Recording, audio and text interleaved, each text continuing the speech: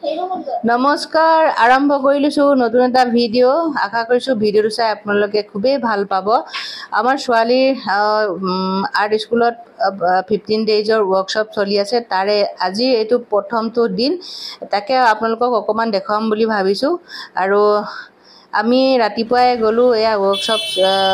হৈ মানে আজি প্ৰথম দিনৰ 15 ডেজৰ ওয়াৰ্কশপ আজি প্ৰথম দিনৰ কাৰ্যসূচী আৰু তাত কিনো হৈছে তাকে অকমান আপোনালোকক দেখাম বুলি ভাবিছো আমি গৈ পালো ৰাতিপুৱা 10টা বজাত এয়া ছোৱালী উলাই মেলি ৰেডি আৰু গৈ পালোগে ৰাতিপুৱা 10টা বজাত এয়া আৰু এফালে হৈ আছে এয়া মাটিও কিবা কিবি বনাই আছে আৰু এয়া লখিমপুৰ ইউনিভাৰ্চিটিৰ কেমিষ্ট্ৰি বিভাগৰ দিগন্ত কলিতা ছাৰ তেখেত অতিথি শিল্পী হৈ আহিছে আৰু এয়া তেখেতে কিবা কিবি শিকাই আছে ভিতৰত কোন ছাত্ৰ ছাত্ৰী সকলক কিবা কিবি শিকাই আছে আৰু এয়া হৈছে সকলোৱে চিনি পায় পৰেশ ভূঞা ছাৰ তেখেত হৈছে বিশ্বৰ ৱৰ্ল্ড প্ৰাপ্ত চিত্ৰশিল্পী সকলোৱে চিনি পায় নিশ্চয় আপোনালোকে আৰু তেখেতো অতিথি শিল্পী হৈ আহিছিলে আৰু তেখেতেও আমাৰ ছোৱালী স্কুলৰ আৰ্ট স্কুলৰ হৈতে জড়িত হৈ আছে ইয়া তেখেতে ভিতৰত কিবা কিবি শিকাই আছে ছাত্ৰ ছাত্ৰীবোৰক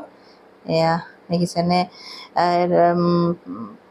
পৰেশ ভূঞা ছাৰক সকলোৱে চিনি পায় তেখেত বিশ্বৰ এৱাৰ্ড প্ৰাপ্ত চিত্ৰশিল্পী এয়া আৰু এয়া মেমে কিবা কিবি শিকাই আছিলে এফালে আৰু এয়া হৈছে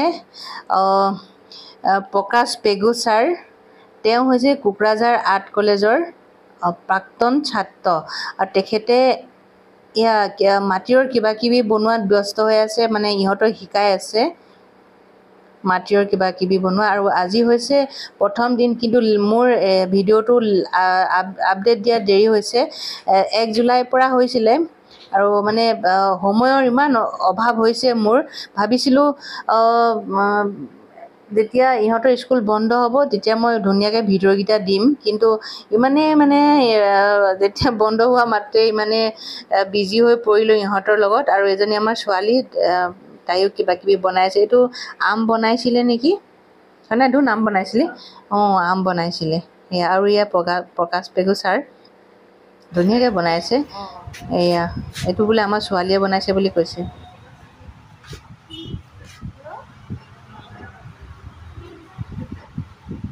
এই পাতটো বোলে তাই নিজে কৰিছে চাই নাই আমটো বনাওঁতে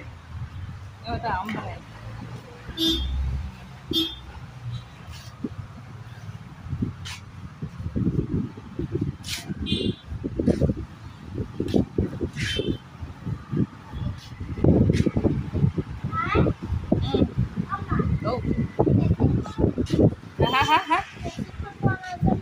कैसे ना बने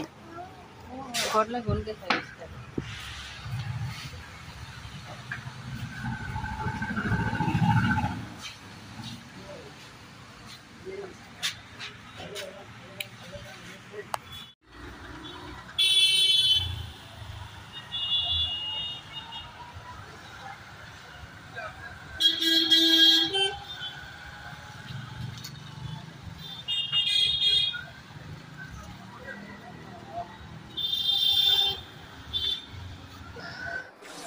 আৰু এতিয়া আমি আহি পালো ঘৰ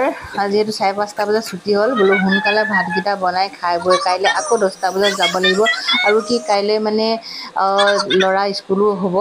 8টা বজাৰ পৰা যেহেতু 7:30টাত আমি ইয়াৰ পৰা যাব লাগিব গতিকে সোনকালে ভাতকেইটা খাই বৈ শুই থকা কথা বুলি কৈ বাটৰ পৰা গাহৰি মাংস অকমান লৈ আহিছো তাকে অকমান বনাইছো তাকে হৈ গৈছে আৰু বন্ধুসকল ভিডিঅ'টো ইমানতে সামৰি দিছো কেনেকুৱা পালে চাই নিশ্চয় কমেন্ট কৰি জনাব আজিলৈ তেন্তে বিদায় মাগিছো বাই বাই